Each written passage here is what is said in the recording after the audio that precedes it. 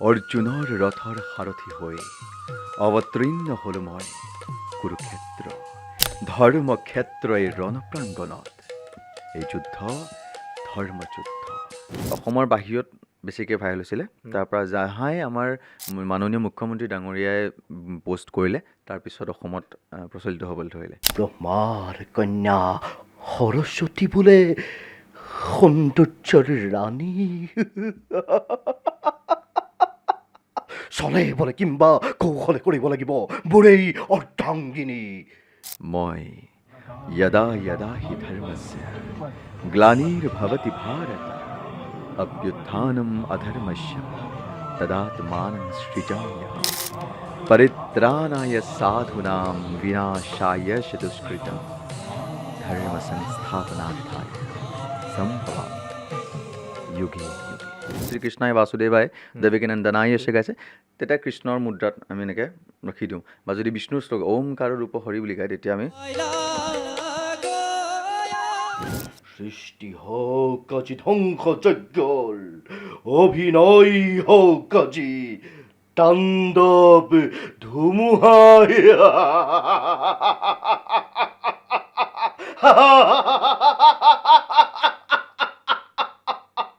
পুমহীয়া ঠাণ্ডাত আমাৰ যিহেতু আমি বৰ্তমান গোলাঘাটৰ ভাড়াঘৰত ৰেণ্টত থাকোঁ, তো ঠাণ্ডাত মই ষ্টেচনত ৰাতিপুৱা হ'বলগীয়া হৈছিলে মহে কামোৰ খাই খাই। বৰ্তমান অসমত ৰাস চলি আছে। ৰাসৰ সময়তে এটা সামাজিক মাধ্যমত যথেষ্ট চৰ্চা লাভ কৰিছে। অকল অসমতে নহয়, বাহিৰতো, অসমৰ বাহিৰতো বহুতে সেই ভিডিঅ'টোক লৈ বিভিন্ন ধৰণৰ তেওঁলোকে চৰ্চা লাভ কৰা দেখিবলৈ পোৱা গৈছে। আৰু আনকি অসমৰ মুখ্যমন্ত্ৰী ডক্টৰ হিমন্ত বিশ্ব শৰ্মায়ো তেওঁৰ নিজৰ ফেচবুক ছ'চিয়েল মিডিয়াত তেওঁ সেই বিশেষ ভিডিঅ'টো দিছে।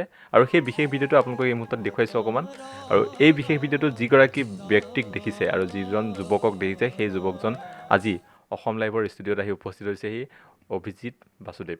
প্ৰথমে স্বাগতম জনাইছোঁ অসম লাইভলৈ। বহুত বহুত ধন্যবাদ, আন্তৰিক ধন্যবাদ জ্ঞাপন কৰিছোঁ নিমন্ত্ৰণ জনোৱাৰ বাবে। আৰু আপোনাৰ জৰিয়তে যিসকল শুভাকাংক্ষী ৰাইজে, সাধু লোকে ইমান মৰম যাচিছে, বিশেষকৈ ভাওনা সংস্কৃতিৰ প্ৰতি যি আগ্ৰহী দেখুৱাইছে, সকলো ভক্তপ্ৰাণ ৰাইজক, সকলো দৰ্শকক মোৰ ফালৰ পৰা আন্তৰিক হিয়াৰ পৰা ধন্যবাদ জ্ঞাপন কৰিছোঁ।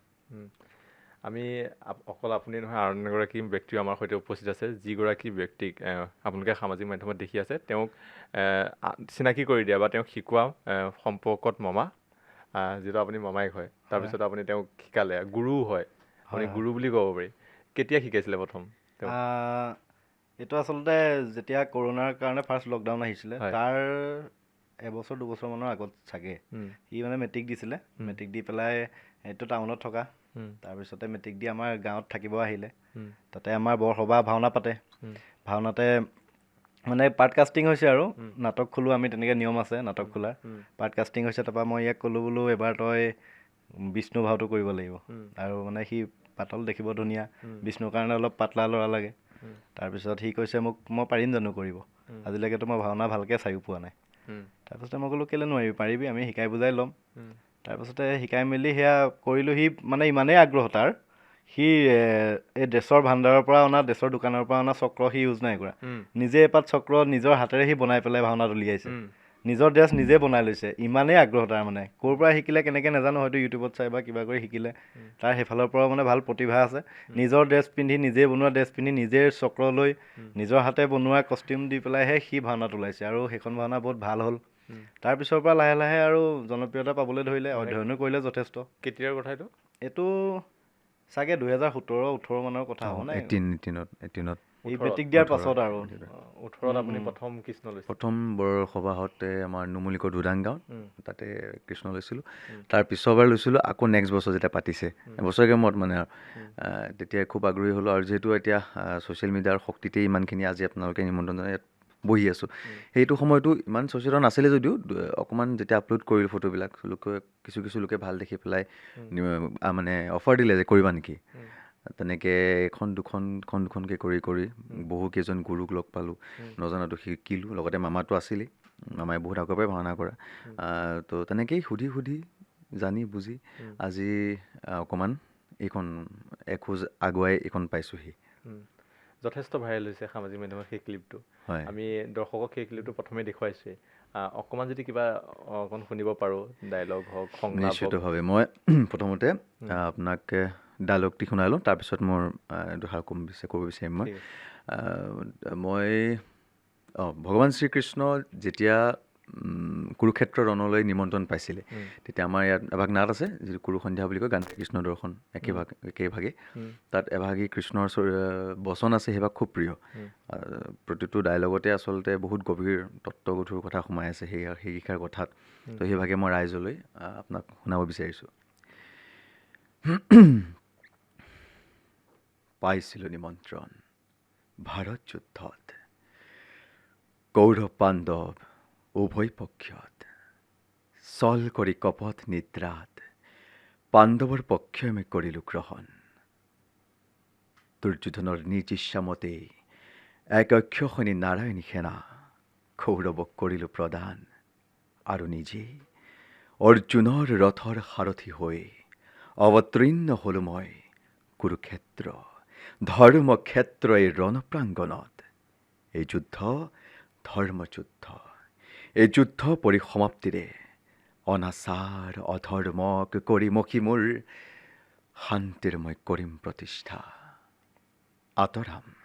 আতৰাম মহাগ্লানি ভাৰতৰ পৰা, প্ৰতিষ্ঠা কৰিম ধৰ্মক বিশ্বৰ বুকুত। আৰু তাৰেই নিমিত্তে এক অক্ষসিনী নাৰায়ণী সেনা হৈছে নিপাত। ভাতৃহীন শক্তিহীন অহংকাৰী মদগৰ্বী ৰাজা দুৰ্যোধন আসি গণিছে প্ৰমাদ। কুৰুকুলৰ মন্ত্ৰণাদাতা মানৱ জন্মৰ প্ৰহেলিকা, প্ৰতিশোধৰ অনলৰে তথ্য শকুনিৰো জীৱন নাটৰ হ'ব অৱসান এই সমৰতে। যথা ধৰ্ম তথা জয় বুলি জানিও মানৱে ধৰ্ম নকৰি বিচাৰ, প্ৰতিদিনে পাপ কাৰ্যত হৈছে অগ্ৰসৰ। সেইবাবে দুষ্টক দমন আৰু সন্তক পালন কৰি যোগে যোগে আমি লভিছোঁ অৱতাৰ, কাৰণ আমি এই পৰম ব্ৰহ্ম কৃষ্ণ। মাজে মাজে অকণমান দুই এটা শব্দ হয়তো ইফাল সিফাল হৈ গৈছে স্ক্ৰিপ্টৰ পৰা, ক্ষমা কৰিব। গতিকে বৰ্তমান যিটো শব্দ আমি ব্যৱহাৰ কৰিছোঁ ভাইৰেল, সেই শব্দটো আচলতে ভাওনা সংস্কৃতিৰ ক্ষেত্ৰত প্ৰযোজ্য নহয় মই ভাবোঁ দেই। কাৰণ কেলৈ এয়া হৈছে ভগৱানৰ কৰ্ম, গুৰু সংস্কৃতি। কিন্তু তাতো এটা কথা আছে, আমি প্ৰচাৰৰ প্ৰসাৰৰ ক্ষেত্ৰত আচলতে ইয়াৰ সহায় ল'বই লাগিব। আমি কিন্তু সেয়া নিষ্কামভাৱে বা নিস্বাৰ্থভাৱে আমি কৰ্ম কৰোঁ, সদায় ভগৱানৰ কৰ্ম আমি সদায় নিস্বাৰ্থভাৱে কৰিব লাগে, এয়াই ধৰ্ম। কিন্তু সেয়াকে আমি কেতিয়াবা মন যায় আপলোড কৰোঁ, আৰু তাৰ ফলতেই মই ভবা নাছিলোঁ, অকল্পনীয় যে আমাৰ অসমত বুলিয়েই নহয়, আজি ভাৰতবৰ্ষৰ বাহিৰত কেনেফলীয়া, কেনেডা, লণ্ডন, তাৰ পৰা বহুত বিভিন্ন ধৰণৰ দেশৰ পৰা মেছেজ আহিছে। তেওঁলোক অসমীয়া, আমাৰ আৰু কিছুমান ভাষা এনেকুৱা আহিছে যিটো মই বুজা নাই, ট্ৰান্সলেট কৰি ল'বলগীয়া হৈছে, তেওঁলোকে কিনো কৈছে, যথেষ্ট মৰম জনাইছে। আৰু প্ৰথমতে ভিডিঅ'টো আপলোড কৰিছিলে আমাৰ মাননীয় কেবিনেট মিনিষ্টাৰ, তেখেতে আপলোড কৰাৰ পিছতেই মুখ্যমন্ত্ৰী ডাঙৰীয়াই আপলোড কৰিছে। আৰু মই সেইটো সময়ত ভাওনা কৰি আছিলোঁ। মোৰ লগৰজনে ক'লে, বোলে তোমাৰ ভিডিঅ' চালানে, আমাৰ মামাই বুলি কয় চবে, মামাই বোলে আপলোড কৰিছে। মোৰ বিশ্বাস হোৱা নাই, যেতিয়াই চালোঁ অকণমান কি আৰু ভগৱানৰ আশীৰ্বাদ বুলি ভাবিছোঁ, ৰাইজৰ মৰম এয়া, তাৰ জহতে এইকণ। আৰু ভাল লাগিছে, খুব সুখী মুখ্যমন্ত্ৰী ডাঙৰীয়া আপোনাকো। সমূহ ভাৱৰীয়া সমূহ ভাওনা সংস্কৃতি ফালৰ পৰা আপোনাক ধন্যবাদ জ্ঞাপন কৰিছোঁ, ইমানখিনি ভাওনা সংস্কৃতিক গুৰুত্ব দিয়াৰ বাবে। আৰু তাৰ আঁৰত লগতে মোৰ এই ভাওনা সংস্কৃতিৰ মোৰ এই জাৰ্ণিটোত বহু কষ্ট ত্যাগ আৰু বহুত কেইজন ব্যক্তিৰ মোৰ বেকত মানে তেওঁলোকৰ কষ্ট জড়িত হৈ আছে। আজি মোৰ মামাই হওক, এটা ধাৰা থাকে গম পায়নে দাদা, মানে কি হয়, ভাওনা সংস্কৃতি ইমান সবল নহয় যে কোনোবাই ভাওনা সংস্কৃতি কৰি পেলাই মানে আৰ্থিকভাৱে হওক বা বিভিন্ন ধৰণৰ ফালৰ পৰা কোনো সবল হ'ব নোৱাৰে। কাৰণ সেই ছিষ্টেমটো তেনেকুৱা হোৱাগৈ নাই। কেৱল সংস্কৃতি কেতিয়াবা বছৰেকৰ মূৰত বৰ্ষবৰ্ষত আমি পালন কৰে বা পাতি আহিছে। কিন্তু এতিয়া সময়ত ইমানেই চৰ্চা লাভ কৰিছে ভাওনা সংস্কৃতিয়ে, কিমান ভাল লগা কথা, যেতিয়া কাৰোবাৰ কিবা মনোবাঞ্ছা পূৰ্ণ নহয়, গুৰুজনাৰ সেৱা ধৰি পেলাই ভগৱন্তলৈ আগবঢ়ায় যে মোৰ এইটো মনোবাঞ্ছা পূৰ্ণ হওক বুলি আগবাঢ়ে, তেনেকৈ ভাওনা পাতে। আৰু ইমানেই ভাওনাৰ মহিমা গৰিমা চাবক সেই মনোবাঞ্ছা পূৰ্ণ হ'বলৈ ধৰিলে। আৰু তাৰপিছতে বিভিন্নজনে বিভিন্ন ক্ষেত্ৰত ভাওনাকে পাতিবলৈ ধৰিলে। আমাৰ বিশেষকৈ আমাৰ সেইটো ছাইডে, এই ছাইডেও হৈছে, কিন্তু সেইটো ছাইডে প্ৰায় যোৰহাট, গোলাঘাট, শিৱসাগৰ কণ্টিনিউ ভাওনা থাকে। আমাৰ মানে 30 দিনত বিশ্বাস নকৰিব, 24 দিন 25 দিনে ভাওনা থাকে। সকলো ভাৱৰীয়া আৰু তেনেধৰণে প্ৰচাৰ হৈ হৈ আজিৰ ডেটত ইমানেই যে এই পৰ্যায় পাইছে এই ভাওনা খুব ভাল লগা কথা কিন্তু এটা সময়ত আচলতে মামায়ো বহুত কথা মামাৰো বহুত যথেষ্টখিনি ত্যাগ আছে বহুত কথা বহুতৰ পৰা শুনিবলগীয়া হৈছে কিন্তু পিছলৈ লাহে লাহে বস্তুটো এডজাষ্ট হৈ আহিছে আৰু এনেকুৱা হওক অকল মই বুলি নহয় এয়া ভাওনা সংস্কৃতিৰ প্ৰাপ্তি মই ভাবোঁ যে প্ৰতিজন ভাৱৰীয়াৰ বাবে এইটো ভাল লগা কথা যে ভাওনা সংস্কৃতিৰ কাৰণে গুৰুজনাৰ 1500 শতিকাত যেতিয়া মহাপুৰুষ শ্ৰীমন্ত শংকৰদেৱজনাই এই অন্যতম শিল্পধাৰা সূচনা কৰিছিল এই শিল্পধাৰা আজি এই পৰ্যায় পাইছেহি আৰু আমি জড়িত হ'বলৈ পাইছোঁ সঁচাকৈ ধন্য হৈছোঁ বহুত কথা শুনিবলগীয়া হৈছে বুলি কৈছে কাৰ পৰা শুনিবলগীয়া আছিলে বহুত কথা আছে নাম ল'বলৈ আচলতে বেয়া হ'ব ওচৰ চুবুৰীয়া হওক ঘৰৰ মানুহ হওক কেনেকুৱা ধৰণৰ কথা শুনিবলগীয়া মানে কি কৰিবি ভাওনা কৰি মানে এইবোৰ কৰি থাকিলে সময় নষ্ট আমুক তামুক এনেকুৱা বিভিন্ন ধৰণৰ আৰু এইবোৰ সত্য কথা যদি একেবাৰে আমি নিজৰ কাম নিজৰ কৰ্ম এৰি পেলাই যদি এতিয়া মই এজ এ ষ্টুডেণ্ট মই যদি পঢ়া শুনা এৰি ভাওনা কৰোঁ সেইটো নহ'ব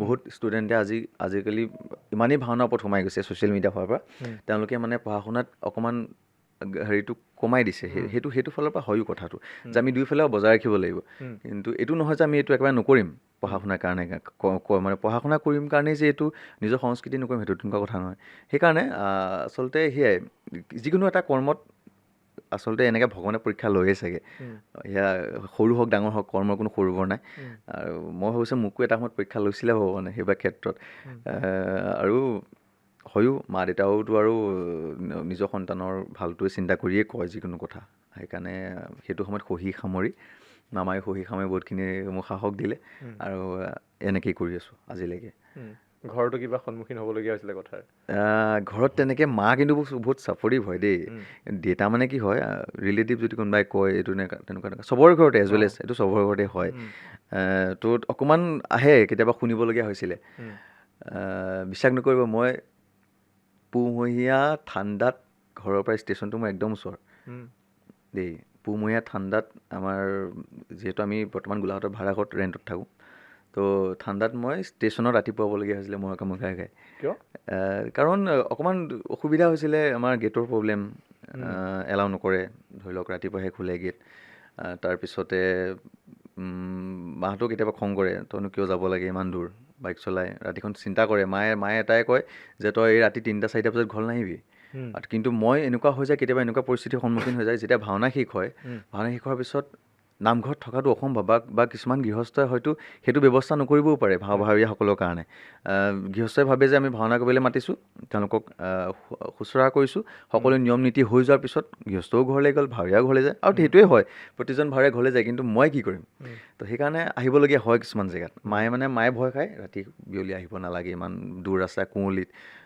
বা ৰাস্তাবোৰ বেয়া কিছুমান জেগা ৰাস্তা বেয়া থাকে তো সেইটো কাৰণে কিন্তু লাহে লাহে চবফালে ঠিক হ'বলৈ ধৰিলে চবফালে ঠিক এতিয়া ধুনীয়াকৈ চবফালে মানে তেনেকুৱা কথা আজিলৈকে এতিয়া শুনিবলৈ নাপাওঁ মানে যেতিয়া ভিডিঅ'টো চৰ্চা হৈছে বুলি ক'ব পাৰি চৰ্চা যেতিয়া হৈছিলে তেতিয়া প্ৰথমে কোনে কৈছিলে বা কেনেকুৱা ৰিয়েকশ্যন আহিছিলে মানুহে কি কয় এতিয়াতো চবতেতো ভাইৰেল কৃষ্ণ বুলিয়ে কয় চবেই ভিডিঅ'টো আপলোড কৰা মোৰ দিন হৈছিলে এমাহমানৰ পিছত এই মিউজিক এটা যিটো মিউজিকত খুব ভাইৰেল মিউজিকটো এটা প্ৰধান কাৰণ বুলি মই ক'ম কাৰণ মিউজিকটো এটা আভাস দিয়ে প্ৰতিটো বস্তু সম্পূৰ্ণ সৰ্বাংগ হ'বলৈ এটা চব ফালৰ পৰা এটা বস্তু হেৰি লাগে তো সেইকাৰণে চাগে মই পটককৈ মোৰ হেৰিত আহিলে ভিডিঅ'ত আহিলে যে god exist real example of god exist বুলি এনেকৈ এটা একাউণ্টে মানে ভিডিঅ' লিখি দিছে যে ভগৱান যেন ভগৱান আছে যে সেইটো আমি প্ৰত্যক্ষ কৰিছোঁ বুলি এনেকৈ লিখি পেলাই দিয়াৰ পিছতে সেই ভিডিঅ'টোত 1 মিলিয়ন চুই দিলে তাৰপিছত পূৰা যাবলৈ ধৰিলে মোৰ আকৌ কি মন গ'ল মোৰ বেলেগ এটা ভিডিঅ' আছিলে এইটো যিটো মই অকল সুদৰ্শন চক্ৰৱৰ্তী এনেকৈ আছিলোঁ যে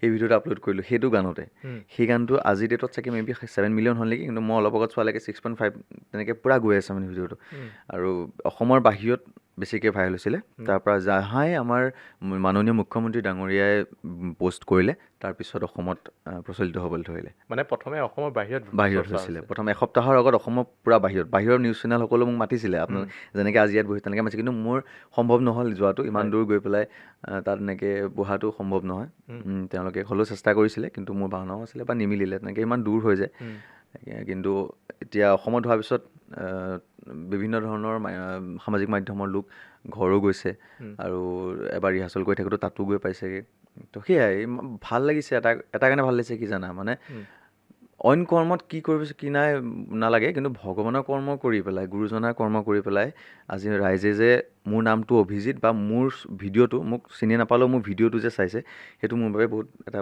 গৌৰৱ, ভাল লগা কথা। খুব মানে কি সুখ অনুভৱ কৰিছোঁ। আৰু সেয়াই, বিশেষ ইমান নকওঁ আৰু সেইটো বিষয়ে। তাকে সেই যিটো চৰ্চা হৈছিলে, সেই যিটো মানে মুহূৰ্ত বা যেনেকৈ আপুনি আছিলে, সেইটো অকণমান দি দিব পাৰিব নেকি কেমেৰাৰ আগত, আমাৰ আগত? আচলতে আমাৰ ডাইলগটো কোৱাৰ পিছত উপস্থাপন, আমাৰ প্ৰথম উপস্থাপন নহয়। আঁৰ কাপোৰ, অৰ্থাৎ যিভাগ কাপোৰ আমি দেখোঁ, সেইভাগ কাপোৰ পামুৰি কাপোৰ। মই এইখিনিতে আৰু এটা কথা কৈ লওঁ নে, আমাৰ এই ভিডিঅ'টো বাহিৰৰ জেগাত বা আমাৰ কিছুমান জেগাত ৰাস বুলি উল্লেখ কৰি আছে। আচলতে এইটো ৰাসৰ ভিডিঅ' নহয়, ভাওনাত আমাৰ ৰাস সম্পূৰ্ণ বেলেগ ভাওনাতকৈ। মঞ্চ বেলেগ, গীত নৃত্য শৈলী সকলো বেলেগ থাকে। গতিকে বাহিৰৰ হেৰিত ৰাস, মোক বহুতে কৈছে যে তুমি কথাটো উপস্থাপন কৰিবা সুযোগ পালে। মই কমেণ্টত কৰোঁ বা নিউজ চেনেলত কৈছোঁ, কিন্তু আজি আপোনালোকৰ মাধ্যমেৰে কৈছোঁ যে এইটো আচলতে ৰাস ভিডিঅ'। তেওঁলোকৰ গাত দুখ নাই, কাৰণ তেওঁলোকৰ বাবে আমাৰ এই সংস্কৃতি একদম নতুন। তেওঁলোকেতো নাজানে ভাওনা কি, বা কিছুমান লোকত এনেকুৱা জেগা আছে অসম লোকত সেইটো গম নাপাই চাগে। কিন্তু ছ'চিয়েল মিডিয়া ইমানেই জোৰ, তেওঁলোকৰ দৃষ্টিত পেলাই দিছেগৈ ন। কিন্তু আমাৰ এতিয়া কৰ্তব্য, আমি তেওঁলোকক বুজাম। যেতিয়া তেওঁলোকে দৃষ্টিত পৰিছে যে এইটো এনেকৈ ল'ৰা এটা এনেকৈ ওলাইছে, এইটো কি হয়, আমি বুজাব লাগিব তেওঁলোকক যে এয়া ভাওনা হয়। তেওঁলোকে অসমখন ৰিচাৰ্চ কৰি যি পাইছে, টুৰিজিমৰ ক্ষেত্ৰত চাগে ৰাসটো পাইছে প্ৰধানকৈ, কাৰণ মাজুলী মানে এতিয়া ৰাসো চলি আছে। ৰাসো চলি আছে। ছিজনত যেতিয়া বস্তুটো ভাইৰেল ট্ৰেণ্ডত আছে, ট্ৰেণ্ডত আছে, তেতিয়া মানুহে ভাবি লৈছে ৰাস বুলি ভাবি, কাৰণ তেওঁলোকক কিছুমানে কৈছে আগত ইনফৰমেশ্যন গোটাই লোৱা। আচলতে তেওঁলোকক গালি পাৰিবলৈ বেয়া কথা, আৰু তেওঁলোকৰ কাৰণে একদম নতুন। সেইকাৰণে আমাৰ ৰাইজৰ, আমাৰ নিজৰ কৰ্তব্য যে আমাৰ সংস্কৃতি কি, আমাৰ কৃষ্টি কি, তেওঁলোকক এতিয়া আমি বুজাব লাগিব, আৰু ভাল ভাল কৰ্মৰ যোগেদি। মুহূৰ্তটো অকণমান সময় আমি ইয়াত ইমানটো সম্ভৱ নহয়, কাৰণ দেচো নাই বা সেইটো যিটো অৱতাৰ সেইটো নহয়। তথাপিও অকণমান এনেই মুখৰ এক্সপ্ৰেশ্যন অলপ দি দিব পাৰি নি? নিশ্চয়। যেতিয়া ডাইলগটো কৈ পেলাই শেষ হয় যে আমি ওম কাৰ বুলি কয়, তেতিয়া আমাৰ সেই প্ৰভুজনাক বা সেই গোসাঁইজনাক উদ্দেশ্যে এভাগী শ্লোক মাতে, আৰু সেই শ্লোকটোত আমি উপস্থাপন কৰিব লাগে। ধৰি লওক, শান্তাকাৰং ভুজগশয়নং গাই আছে, পদ্মনাভং সুৰেশম বিশ্ব, এই যদি এইটো এভাগ শ্লোক গাইছে, বা যদি শ্ৰীকৃষ্ণই বাসুদেৱাই দেৱকী নন্দনাই আছে গাইছে, তেতিয়া কৃষ্ণৰ মুদ্ৰাত আমি এনেকৈ ৰখি দিওঁ। বা যদি বিষ্ণুৰ শ্লোক ওমকাৰৰ ৰূপ হৰি বুলি গায়, তেতিয়া আমি মানে সি প্ৰাৰ্থনা, মানে তেখেতে প্ৰাৰ্থনা কৰিছে ভক্তই, সেইখন সময়ত তেওঁ স্থিৰ হৈ পেলাই, আমি যেনেকৈ মূৰ্তিজনক প্ৰাৰ্থনা কৰিলে মানে কেনেকৈ প্ৰাৰ্থনাটো কৰোঁ, তেওঁ যেনেকৈ স্থিৰ, আমি সেইটো ভাৱনা আচলতে, আৰু ভাৱনাই ভাওনা। আৰু এটা কথা, কিছুমানে এনেকৈ কয় যে আছে, আৰু সাধু অসাধু লোকটোতো থাকিবই সমাজত, আৰু ভাল গুণ বেয়া গুণ থাকিলেহে মানুহ। কাৰো সম্পূৰ্ণ 100 গুণ, কাৰো ভাল গুণ নাই। গতিকে এইবোৰ বিতৰ্ক থাকিবই, কিন্তু এটাই কথা, আমি কেতিয়াও আমি নিজকে ভগৱান বুলি মানি লোৱা নাই, আৰু সেইটো আমাৰ ভুল হ'ব। কেৱল অভিনয় কৰিছোঁ। প্ৰথম কথা, মই অভিনয় ভাল পাওঁ। অভিনয় ভাল পোৱাৰ কাৰণে, অভিনয় শিকিবৰ কাৰণে মই ভাওনা সংস্কৃতি আহিলোঁ, বুজিলোঁ, আৰু তেতিয়াৰ পৰা আচলতে আৰু এটা কথা, ভাওনা কেৱল অভিনয়ৰ কাৰণেও নহয়, কিন্তু তাত সত্য অসত্য, ধৰ্ম অধৰ্ম সকলো জ্ঞান পোৱা যায়। গতিকে আমি ভালটোক সদায় আঁকোৱালি লৈ বেয়াটোক শুধৰাই লোৱাটোৱে আমাৰ কৰ্তব্য। আচলতে বহুত কথা ক'বলগীয়া থাকে, সেইকাৰণে ক'ৰবাত পাই গৈছোঁগৈ চাগে, কিন্তু এইকেইটা কথাই ক'লোঁ। আৰু বিশেষকৈ মোৰ আজি মামা আছে লগত, আৰু আৰম্ভণিৰ পৰাই যিহেতু আছে, গতিকে মই সদায় মামাক লগত ৰাখিম এনেকৈ, কাৰণ বহুত সাহস দিলে। এভাগ দুইজনেৰে কিবা এটা হৈ যাব পাৰি নি, কিবা এটা বচন? দুইজনৰেতো মামা বিশেষকৈ শিৱ চৰিত্ৰ বেছি গায় মোৰ লগত, আৰু ডাইলগ প্ৰায় শিৱ আৰু বিষ্ণুৰ ডাইলগ খুব কম থাকে, মানে আৰু এজন ব্ৰহ্মাদেৱ থাকে লগত, তো সম্ভৱ নহ'ব চাগে। তুমি তোমাৰ ফালৰ পৰা কিবা এটা কৈ দিয়া, শিৱৰ বচন এটা মাতি দিব পাৰে। মই আচলতে সকলো ধৰণৰ চৰিত্ৰই কৰিবলৈ চেষ্টা কৰোঁ। আপুনি সকলো ধৰণৰ কৰে? ইউনিকো কৰে, নিগেটিভ পজিটিভ, মানে দেৱতা চৰিত্ৰও কৰোঁ বা অসুৰ চৰিত্ৰও কৰোঁ, সকলো, আৰু নিগেটিভ পজিটিভ সকলো।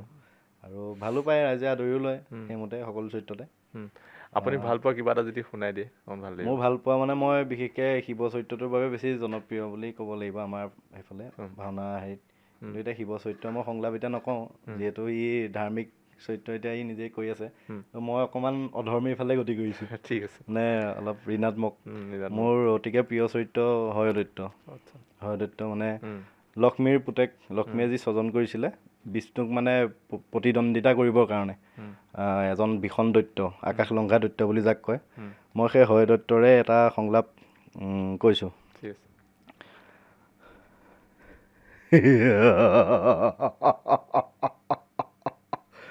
বিশ্ব ব্ৰহ্মাণ্ডত ত্ৰাসৰ সৃষ্টিকৰ্তা লক্ষ্মীৰ নন্দন মই নাম মোৰ হয় দৈত্য সমগ্ৰ বিশ্ব ব্ৰহ্মাণ্ড আজি ঘূৰিব লাগিব মোৰেই নিৰ্দেশত স্বৰ্গৰ দেৱতা মৰ্তৰ মানৱ আৰু পাতালৰ বাহুকেও মোৰ নামত হ'ব লাগিব ধৰা ধৰে কম্পমান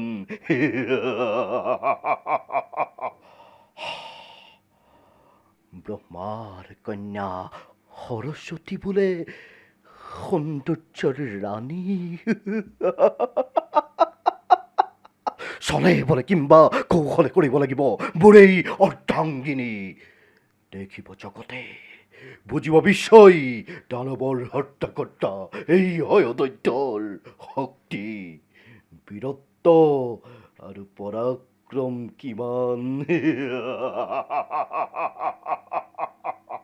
ধন্যবাদ ভাওনা চাই থকা নিচিনা লাগিছে আচলতে মোৰ মামা ঘৰৰ যিটো ফেমিলি মানে মামা ঘৰৰ ছাইডৰ যিখিনি মোৰ ফেমিলি মেম্বাৰ সকলোৱে কালচাৰৰ লগত জড়িত আমাৰ মামা পংকজপ্ৰতিম বৰুৱা মোক ভাস্কৰ বৰুৱা মোৰ মামা তেখেতো একদম সোমাই গৈছে তেওঁ অঁ গোটেইকেইজন মই সেইকাৰণে তেজত চাগে আছিলে সেইকাৰণে মই আগ্ৰহ মানে আকৰ্ষিত হ'লোঁ মানে মোৰ ককা পৰা আদি কৰি মোৰ মামা সকলো 4টা মামাই একদম অভিনয়ৰ লগত জড়িত আগৰ পৰা 4টা মামাৰ ভাওনা চাই হয়তো মই ভাওনাৰ প্ৰতি আসক্তি হৈছিলোঁ এতিয়া মোৰ আকৌ শুনিব মন গৈছে সেইকাৰণে আপোনাক আকৌ মনত পেলাব দিছোঁ আৰু এটা ডাইলগ সংলাপ যি বচন আপুনি যি মাতে আকৌ শুনিম অকণমান পিছত শুনাব পাৰিব নিশ্চয় ঠিক আছে আমি শুনিম যিহেতু আপোনাৰ কথা যিহেতু ওলাই আছে আপোনাৰ ক'ত ঘৰ জানিব বিচাৰিছে ৰাইজে কি কৰি আছে জানিব বিচাৰিছে প্ৰকৃততে আপুনি কি হয় আপুনি কি কৰে সেইবোৰ জানিবলৈ যথেষ্ট ব্যাকুল হৈ আছে ৰাইজ হয় হয় যোনসকলে আপোনাক ভাল পাইছে চৰ্চাত আহিছে কি ক'ব আপোনাৰ পৰিচয়টো যদি দিয়ে মোৰ একদম ৰিয়েল ঘৰ নুমলীগড় ধুডাঙত তাৰপিছত আমাৰ ককা মোৰ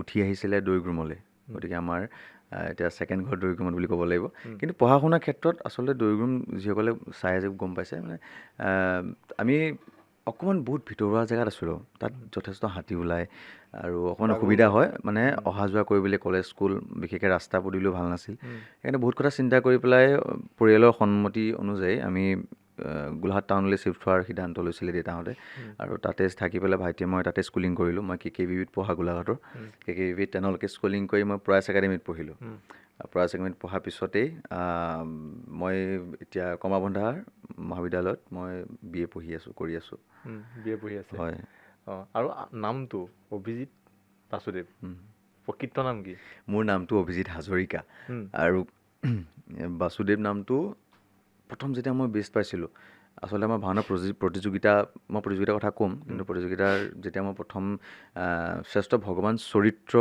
ৰূপায়ণ কৰাৰ এই যি বঁটা পাইছিলোঁ সেই বঁটা ভাগ পাওঁতে এজনে কৈছিলে যে সাক্ষাৎ মানে কি হয় তেওঁ লয় লাখে তেওঁৰ কণ্ঠত বোলে সাক্ষাৎ বাসুদেৱক আমি দৰ্শন পালোঁ মানে বাসুদেৱ বুলি ক'লে তাত মোক মই ফোন ক'লে তোৰ কথা এনেকৈ কৈছে বাসুদেৱ বুলি কৈছে আমুক তামুক তো সকলোৱে তেনেকৈ বাসুদেৱ এই কথাটো যে ওলালে আমাৰ ভাওনা সংস্কৃতিত মানে কিছুমান এনেকুৱা কথা আছে অকণমান যদি কাৰোবাক কিবা এটা নাম দি মাতি দিওঁ ওলাই যায় কি আৰু সকলো ককাই ভাই আমি ভাওনা গ্ৰীণ ৰুমটোত মানে আমাৰ কোন দিনত কোন প্ৰফেচাৰ আছিলে দিনত কোন পুলিচ অফিচাৰ আমি তাত মেটাৰ নকৰে ভাওনাৰ গ্ৰীণ ৰুমটোত মানে চব সমান চব আহি পেলাই একদম হাঁহি ধেমালি দিয়ে আনন্দ মনেৰে আমি খাওঁ সেইকাৰণে বিশেষকৈ মোৰ ভাল লাগে গ্ৰীণ ৰুম মানে ভাওনা সেই ৰাতিটো বৰ সুন্দৰকৈ কটাওঁ আমি তো সেই ওলাই বাসুদেৱ মাতোঁতে মোৰো ভাল লাগিলে আৰু বাসুদেৱ নামটোৱে মোক ইমানেই লাইফত কিছুমান ক্ষেত্ৰত পাৰফেকশ্যন দিছে মোৰ মই অথনিও কৈছোঁ যে সকলো ভাল গুণৰ অধিকাৰী কেতিয়াও হ'ব নোৱাৰে বেয়া গুণ চবৰে থাকে বহু বেয়া গুণৰ পৰা আঁতৰাই ৰাখিছে আৰু যাহাই আৰু অকণমান এতিয়া ৰেছপনচিবিলিটিটো অকণ বাঢ়িছে যেন অনুভৱ হয় কাৰণ বিষ্ণু চৰিত্ৰটো লোৱাৰ মানে ভাল বিশ্বাস নকৰিব কথা এষাৰ ক'ম এই আমাৰ তাত ৰাহুল বোলা মোৰ ভাইটি এজন আছে নতুনকৈ চিনাকি তাৰ লগত দেই সি আজি চিনাকি হোৱা বেছি দিন হোৱা নাই সি পেকেট খাইছিলে গুটকা মই মানে পেকেট এৰি দিলোঁ মই তাক ক'লোঁ যে এইবিলাক বস্তু মই খাইছিলোঁ মই দাঁত ৱাছ কৰাৰ পিছত এৰি দিলোঁ সি মোৰ কথা শুনি এৰি দিলে মানে সেই যে কি বুলি ক'ম মই তাৰ ফালৰ পৰা মোৰ প্ৰতি এইটো কি আছে নাজানো কিন্তু মোৰ এটাই ভাল লাগে যে মোৰ কথা শুনি যে সি নিজক হানি কৰি থকা কামটো সি কৰিছে বা এতিয়া মোৰ সেইটোৱে যদি মই খাই দেখালোহেঁতেন তেতিয়া বুলিব এওঁ খায় তেনেকুৱা আৰু মানে সেয়াই। বহুতে কৃষ্ণ বুলি ভাবি মানে সেয়া মানুহৰ দাৰ্শনিক মানুহৰ সেই দৃষ্টিভংগী আচলতে সেয়া তেওঁলোকৰ মনোভাৱ সেয়া বিশ্বাস আৰু কথা কৈছে নহয় বিশ্বাসী মিলয় হৰি মোৰ জৰিয়তে যদি তেখেতলোকে ভগৱান পৰম ব্ৰহ্ম গুৰুজনাক যদি ঈশ্বৰক যদি তেওঁলোকে অকণমান হ'লেও আভাস পাইছে তো মই যে মাধ্যম হৈছোঁ ভগৱানে যদি মোক বাছি ল'লে মোৰ সেয়াই ভগৱানৰ চৰণত সদায় চিৰকৃতজ্ঞ ৰাইজৰ ওচৰত চিৰকৃতজ্ঞ যিসকলে ইমান মৰম কৰে কিছুমানৰ কাৰণে হয়তো মই একোৱেই নহ'ব পাৰোঁ কোনোবাই মোক চিনিও নাপায় চাগে বা মোক জানিবও নিবিচাৰে আজি এই ব্যস্ততাৰ যান্ত্ৰিকতাৰ যুগত কাৰণো কিমান সময় আছে কিন্তু যিসকলে এই যান্ত্ৰিকতাৰ যুগত ইমান ব্যস্ততাৰ মাজতো ভাওনা চাই আমাক মৰম কৰে লগ পালে কয় ভিডিঅ' চাওঁ মোক আৰু এতিয়া বৰ্তমান সময়টোতো আৰু আজি আমি বাছত আহি থাকোঁতেও আমাৰ দুটা চিটৰ আগত মোৰ ভিডিঅ' চাই আহিছে তেতিয়া আমাক মানে শুনিছোঁ কাণত পৰিছে আৰু কিন্তু তেওঁলোকে গম পোৱা নাই মই যে বেকত বহিছোঁ কিন্তু কথা পাতি আছে আৰু ইমান ধুনীয়া লাগিছে আমুক তমুক সেইকণেই দিয়কচোন আৰুনো কি আৰু টকা পইচাটো ইমান সেয়াই মানে অব্যক্ত আৰু ব্যক্ত কৰিব নোৱাৰোঁ নিজৰ যেতিয়া অভিনয় চাই মানে হয় আৰু সেই অভিনয়ৰ লগত জড়িত যিহেতু মোৰ পৰিচয় ধৰি আছিলোঁ অভিনয়ৰ লগত জড়িত আৰু তাৰ মাজতে দুই এটা এনেকৈ কেমেৰা কামো কৰা হৈছে মানে আপুনি অভিনয়ো কৰে হয় অভিনয় আচলতে ভাওনা সংস্কৃতিত এতিয়া সম্পূৰ্ণ সৰ্বাংগভাৱে প্ৰতিযোগিতা হোৱাৰ পৰা অভিনয়ত বস্তুবোৰ আহি গৈছে এতিয়া মানে এনেকুৱা নহয় যে ড্ৰেছযোৰ পিন্ধিলোঁ আৰু ডায়লগকেইটা ক'লোঁ প্ৰপাৰ আপুনি ষ্টেজ মেইনটেইন কৰিব লাগিব প্ৰপাৰ অভিনয় ক'ব লাগিব প্ৰপাৰ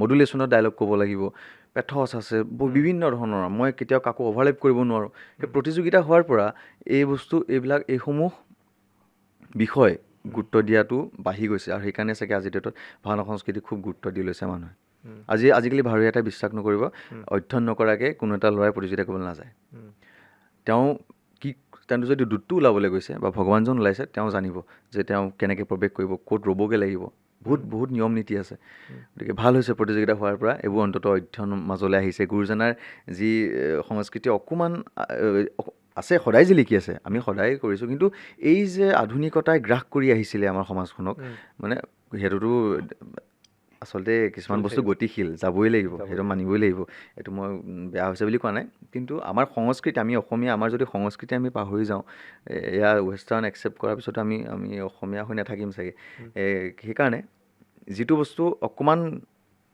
মানে গ্ৰাস কৰিছিলে এতিয়া সেই গ্ৰাস নাইকিয়া হৈছে সংস্কৃতিৰ প্ৰতি বেছি ধাৱমান হৈছে লোক গতিকে এয়া খুব ভাল লগা কথা অকল মই বুলি নহয় সকলো জিলিকি উঠক অসমৰ সংস্কৃতি জিলিকি উঠক কিবা এটা যদি বচন শুনিব পাৰোঁ আৰু এটা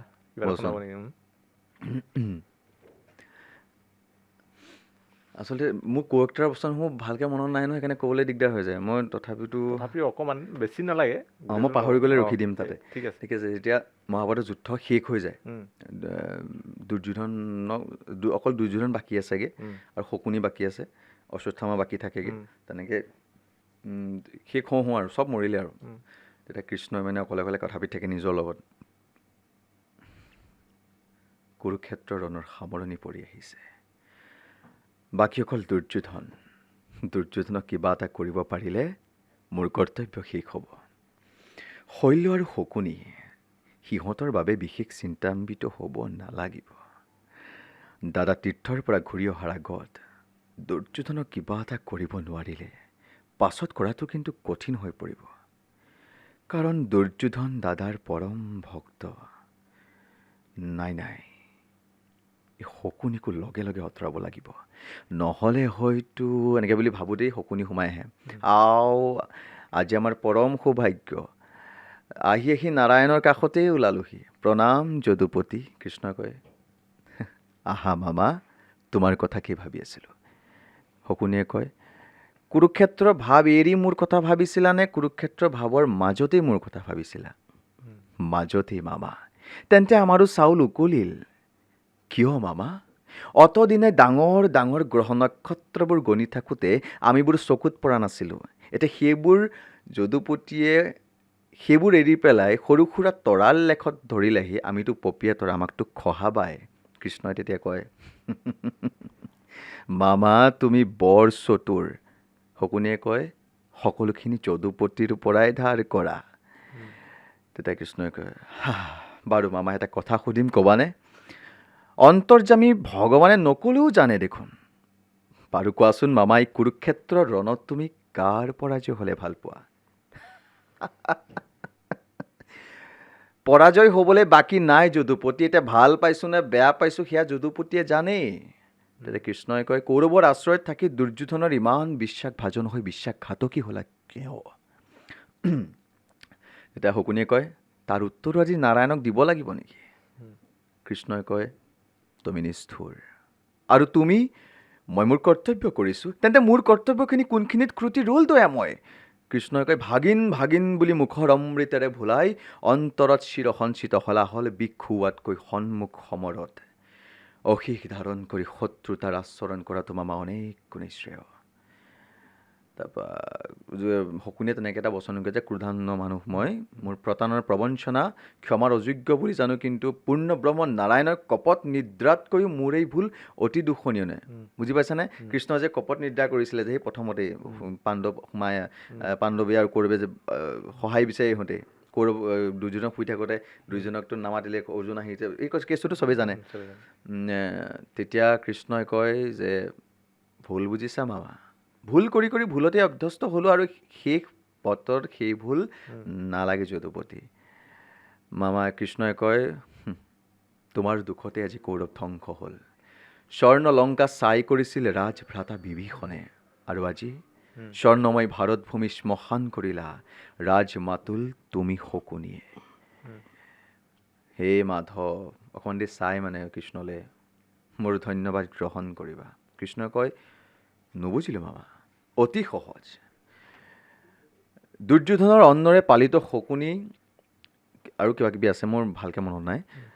ক্ষমাৰ সকলো ভাৰত যুদ্ধৰ দুখ জাপি দি অগতিৰ গতি ত্ৰিজগতৰ পতিয়ে যেতিয়া দুখৰ হাত সাৰিব বিচাৰিছে, এই শকুনি সামান্য শকুনি নহয়, এই শকুনিৰ জীৱন ধন্য, তাৰ জনম ধন্য, আৰু এই জনমৰ গৰাকী তুমি যদুপতি।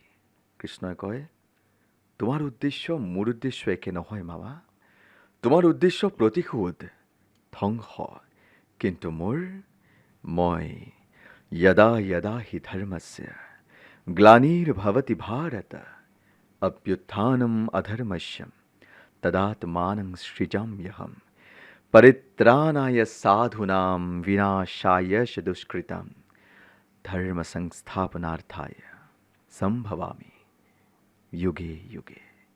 এনেকৈ বুলি কয়, শকুনিক বুজাই মানে। মোৰ অকণমান ভুল হ'ব পাৰে দেই, কাৰণ মোৰ কেৰেক্টাৰজনৰ বস্তুখিনি ভালকৈ মনত নাই, আৰু মোৰ শব্দও কিছুমান ভুল হৈ যাব পাৰে। এনেধৰণৰ অনুষ্ঠানত আজিলৈকে মোৰ কেতিয়াও বহা অভিজ্ঞতা হোৱা নাই, গতিকে ক্ষমা কৰিব যদি কিবা কিবি ভুল হৈছে। তাকে যেতিয়া বচনবোৰ ইমান মনত ৰাখিবলগীয়া হয়, কষ্ট হয় এটা? প্ৰথমতে কষ্ট হয়, যেতিয়া প্ৰথম কৰিছিলোঁ খুব কষ্ট হৈছিলে, কিন্তু আচলতে অভ্যাস বা practice makes a man perfect বুলি কয়। সেই প্ৰেক্টিচ কৰি আজি ইমান অসুবিধাৰ সন্মুখীন নহওঁ কিছু জেগাত, কিন্তু সন্মুখীন হওঁ যেতিয়া কেৰেক্টাৰজনে পাহৰি থাকে, তেতিয়া মিলাবলগীয়া হয়। আৰু কেতিয়াবা আমিও পাহৰোঁ, এইটো নহয় যে আমি সদায় পাৰোঁ দেই, এইটো ভুল হ'ব। মই আজি কৰি থকা অভিনয়টো কাইলৈ মই বেয়াও হ'ব পাৰে, সেইকাৰণে কেতিয়াও নিজকে বেষ্ট বুলি মই আজিলৈকে ক'ব পৰা নাই, আৰু মই নিজকে বেষ্ট নেদেখোঁ, হয়তো কোনেও চাগে নক'ব নিজকে বেষ্ট বুলি। সেইকাৰণে মোৰ নিজৰ লগতে হৈছে, মোৰ ভাবি যাওঁ কিবা এটা কৰিম বুলি, তাতকৈ ভাল ওলাই যায় কেতিয়াবা। আৰু যেতিয়া মই ভাবোঁ যে কালিতো ভাল হৈছে, আজিও ভাল হ'ব, সেইদিনাখন পোচ তেনেকুৱা হৈ যায়। আচলতে ভগৱানৰ বস্তু যে ঠেকাটো দি থাকে, মানে কেতিয়াও দম্ভ দস্য অহংকাৰ মনতে আনিবলৈ চাগে নাই দিয়া প্ৰভুজনৰ সেই কৃপা সদায় থাকক। মই ভাবোঁ কেতিয়াও মোক পাৰফেক্ট কৰি নেপেলাওক, কাৰণ মই নিবিচাৰোঁ মোৰ যদি পাৰফেক্ট হৈ থাকোঁ মই শিকিবলৈ বাদ দিম, বা এইখিনিতে মই সীমা শেষ, মোৰ যাত্ৰা শেষ কৰিব নিবিচাৰোঁ, মানে সদায় শিকি আগুৱাই যাব বিচাৰোঁ সদায়। আৰু এয়া মই এই পৰ্যায় পাইছোঁহি বুলি নহয়, এয়া মোৰ কেৱল প্ৰথম খোজ, মানে প্ৰথম খোজটো আৰম্ভ কৰিবলৈ কেৱল মই প্ৰথম খোজটো পৰিছেহে বুলি ভাবিছোঁ মই মোৰ জীৱনত, আৰু বহুত দূৰ আগুৱাই যাবলৈ আছে। সেয়াই। যিহেতু আপোনাৰ পৰা বচন এটা শুনিম বুলি কৈছিলোঁ, এটা শুনিম। নিশ্চয়। ভাওনা বচনটো হৈ আছে, এটা কাম কৰোঁ, ৰাসৰ কিবা এটাকে হওক নেকি? ঠিক আছে। কংসৰ এটা সংলাপ ক'বলৈ বিচাৰিছোঁ। যেতিয়া আকাশবাণী শুনে যে তোৰ ভগ্নীৰ অষ্টম পুত্ৰই যেতিয়া তোক হত্যা কৰিব, তো ইমান আনন্দ তই কিয় কৰিছ? আকাশবাণী হৈছে, তাৰপৰা কংসই ভাবিছে,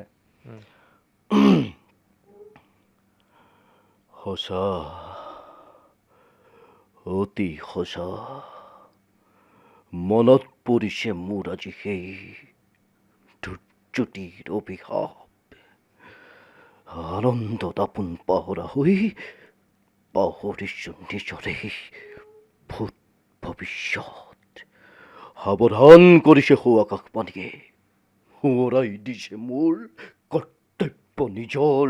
কালকেতু ঘৰুৱা বিজুলী বেগেৰে তোমাৰ তীক্ষ্ণ তৰোৱাল, আনন্দত উন্মত্ত প্ৰজা পলাওক লৰি। মিত্ৰ মোৰ কোনো নাই, শত্ৰু সকলো শত্ৰু। যাকে য'তে পোৱা এফালৰ পৰা বধ কৰা। বলিয়া দঁতাল হাতী জোৰে জোৰে আনি মেলি দিয়া জনসমুদ্ৰত। সৃষ্টি হওক আজি ধ্বংস যজ্ঞৰ, অভিনয় হওক আজি তাণ্ডৱ ধুমুহাই।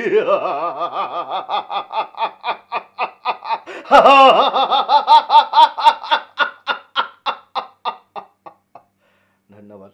ভৱিষ্যতে ভাওনাকে কৰা মন নে আৰু কিবা কৰা মন? নহয়, ভৱিষ্যতে ভাওনা কৰা বুলি নহয়, ভৱিষ্যতে ইয়াৰ উচ্চ খাপলৈ উঠি যোৱাৰ মন আৰু ভাওনা সংস্কৃতিকো লগতে লৈ যোৱাৰ মন।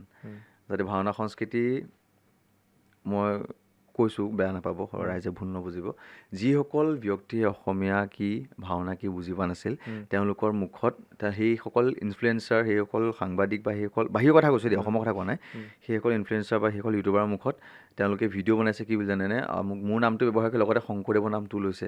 আপুনি চাব, দুই এটা ভিডিঅ' আপোনাক পঠিয়াই দিম। শংকৰদেৱৰ নাম লৈছে, শংকৰদেৱে কেতিয়া সৃষ্টি কৰিছে, মানে কি তেওঁলোকে অধ্যয়ন কৰিছে। বাহিৰৰ জেগাত চৰ্চা চলিছে, মানে ভাওনা কি বস্তু, ইমান ট্ৰেণ্ড কিয়, কেনেকৈ হৈ গ'ল। ভগৱানে চাগে নিজকে, ভগৱানৰ শক্তি আৰু তাত আমাৰ একো জ্ঞানে ঢুকি নাপায়গৈ সেইখিনি বস্তু, কাৰণ অসম্ভৱ কাৰ্য এটা সম্ভৱ হৈছে। গতিকে মোৰ সেইটোৱে ভাল লগা কথা যে শংকৰদেৱৰ নামটো সমান্তৰালভাৱে আমাৰ গুৰুজনাৰ নামটো যে প্ৰচাৰ হৈছে, সেই ক্ষেত্ৰত মই ভৱিষ্যতৰ সময়তো আগুৱাই অকল ভাওনা বুলি নহয়, ইয়াৰ ভাওনাকে যিহেতু অভিনয় ক্ষেত্ৰত জড়িত, আগুৱাই যাবলৈ মন। গতিকে ভগৱন্তে সুযোগ দিয়ক, আৰু লগতে ভাওনা সংস্কৃতি এনেদৰে শংকৰদেৱৰ কৃষ্টি, শংকৰদেৱ গুৰুজনাক মোৰতো ধৃষ্টতা নাই চিনাকি কৰাই দিয়া, কিন্তু মোৰ নিজৰ কৰ্মৰ যোগে এতিয়া যেনেকৈ আজি হৈছে তেনেকেই যাতে আৰু আগলৈ হওক। অকল মই বুলি নহয়, প্ৰতিজন অসমীয়াই কৰক সেয়া কাম, প্ৰতিজন ভাওভাৰীয়ে কৰক, আৰু সদায় গুৰু সেৱাত ব্ৰতী হৈ থাকক। তাকে বহুত কথা পাতিবলৈ মন আছিলে, ভাওনাৰ বিষয়ে কথা পাতিবলৈ মন আছিল, যদিও আমাৰ সময় তাকৰ, সেইবাবে আমি অনুষ্ঠানটো সামৰিব লাগিব। দুয়োগৰাকী ইমান দূৰৰ পৰা আহি এনেকৈ টোপনি ক্ষতি কৰি আহি এনেকৈ অনুষ্ঠানত বহাৰ বাবে দুয়োগৰাকীকে ধন্যবাদ জনাইছোঁ। আপোনালোকৰ অসম লাইভ 24কো বহুত বহুত ধন্যবাদ জ্ঞাপন কৰিছোঁ। আমাৰ হেন অধমক মাতি আনি এই আসনত বহুৱাই আজি প্ৰথম অভিজ্ঞতা দিয়ালে আপোনালোককো বহুত বহুত ধন্যবাদ জ্ঞাপন কৰিছোঁ। সমূহ কৰ্তৃপক্ষ, আৰু দেখিছোঁ আমালোকৰ ইমান কষ্ট হয় অফ কেমেৰা, বিশেষকৈ বহুত কষ্ট। মই আজিলৈকে আমি টেলিভিশ্যনতে দেখি থাকোঁ, বেক চাইডৰ কষ্টসমূহতো দেখা নাই। গতিকে সকলো বিষয়ববীয়াক বহুত বহুত ধন্যবাদ জ্ঞাপন কৰিছোঁ। তাকে আমি আপোনালোককো ধন্যবাদ জ্ঞাপন কৰিছোঁ যে ইমান আমাৰ এটা ফোনৰ জৰিয়তে যে আপোনালোকে তাৰ পৰা ইমান ঢপলি আহিলে অনুষ্ঠানটোৰ বাবে, তাৰ বাবে ধন্যবাদ জ্ঞাপন কৰি শেষত কিবা এটা যদি শুনো বা বচনেৰে আমি অনুষ্ঠানটো সামৰিলে বেছি ভাল লাগিব নেকি? কি কৰা শেষত কিবা এটা বচন? ঠিক আছে। কৃষ্ণই, মই প্ৰায় ডাইলগভাগ মানে নিজেই কোৱা হয়, নিজে হেৰি কৰি লৈছিলোঁ, ভাওনা শেষত কওঁ, এয়াই আমাৰ লীলা, এয়াই আমাৰ কৰ্তব্যৰ প্ৰধান উদ্দেশ্য। এই উদ্দেশ্য সাধিবৰ বাবে যুগে যুগে মই হৈছিলোঁ আবিৰ্ভাৱ, যুগে যুগে মই হৈছোঁ আবিৰ্ভাৱ, যুগে যুগে মই হ'ম আবিৰ্ভাৱ। কাৰণ আমি সম্পূৰ্ণ কলাধাৰী দৈৱ কিৰন্দন পৰম ব্ৰহ্ম কৃষ্ণ।